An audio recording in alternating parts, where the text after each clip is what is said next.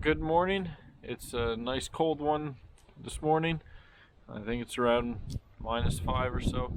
Anyway, I am going to be setting up a hot tent that I bought and a wood stove that I made. See if they work well. And I believe in testing things before you actually go out in the woods and use them. So I'm going to set this tent up in my backyard and see how it works. Probably spend a night or two this week in it and see how well it holds up in the cold with the homemade wood stove and everything before I really give it the test out in the woods.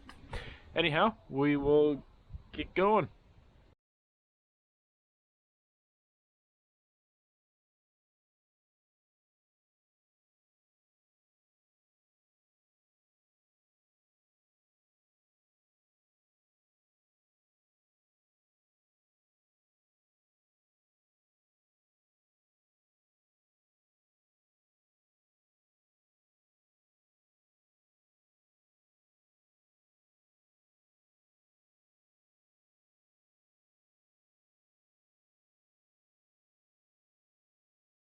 This is the frustrating part of Kijiji and not rolling it out.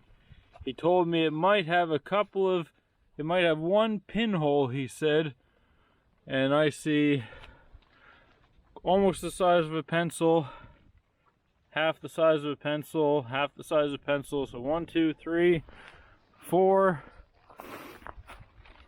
5, 6, 7, 8, 9, 10.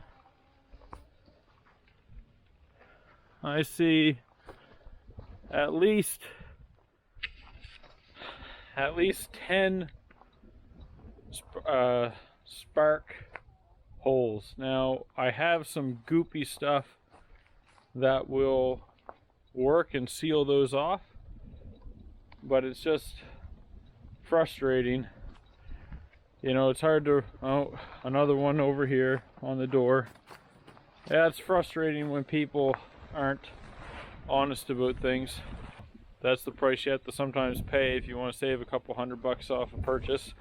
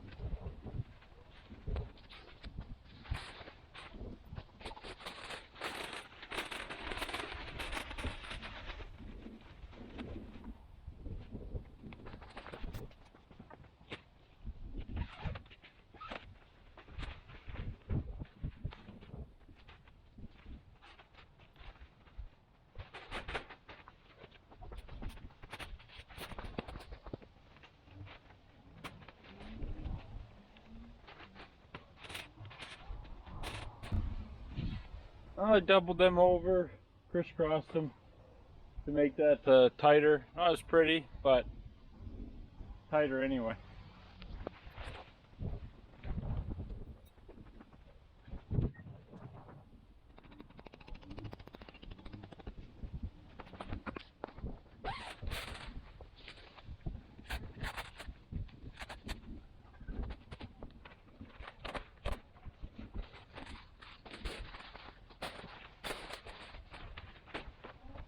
Alright, time for the floor. I'll put that in best I can.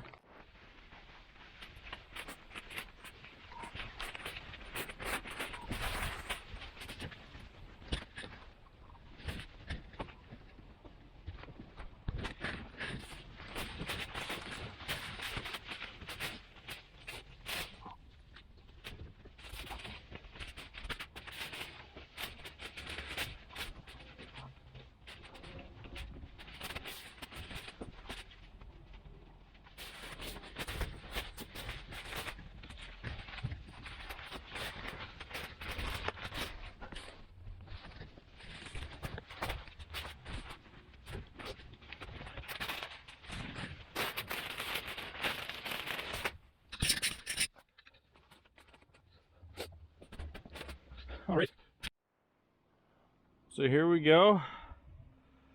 Tent done up. Complete with air holes that he called pinholes. Got the top there nicely sealed up. Jack there.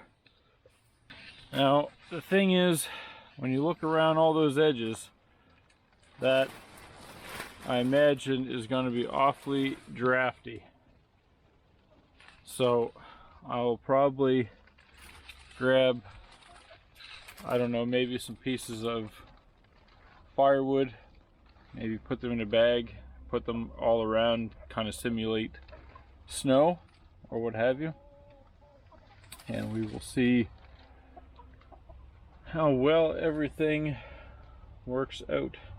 One thing I didn't know is there's a thing running across here. I'm not sure if you take that apart after you have it set up or if you leave it as is, but for now I'm just leaving it as is. I'm gonna put some pretty short legs on my stove so that I have as much of the stovepipe inside of the tent as possible. Probably also put a damper in the stovepipe to make it that much more sealed as well, to keep as much heat in the stove as possible. So anyway, I will get back to you guys when I have the stove ready. Alright, here we have the stove that I made. The legs will be getting cut down shorter so it's a little bit more stable, and yeah, might make a couple other modifications to stabilize it a little bit more. Anyway, we got a little draft hole on spring, approximately 3-inch stovepipe. Had to modify everything down from a 5-inch, and then door and latch. Made out of 2 stainless steel pots. Each pot was 20 bucks at the store, the grocery store. Most things are pot rivets. We'll see how it all works out. Just going to burn it off and see how well it works. So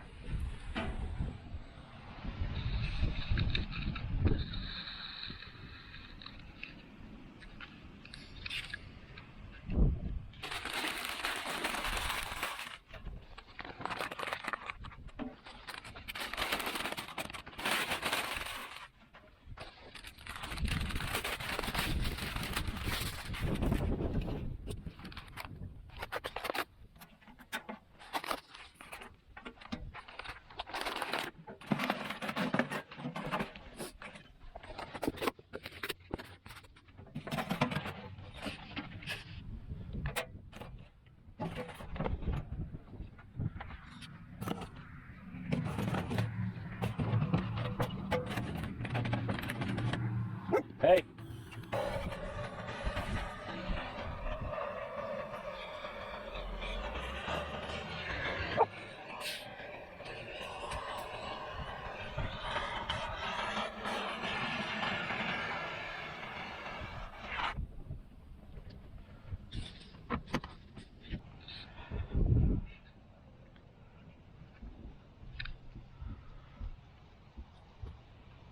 Hoping it'll puff a lot less smoke with the stovepipe on it, but like I said, right now just burning things, all the oils and things off it, some of the adhesives, letting all that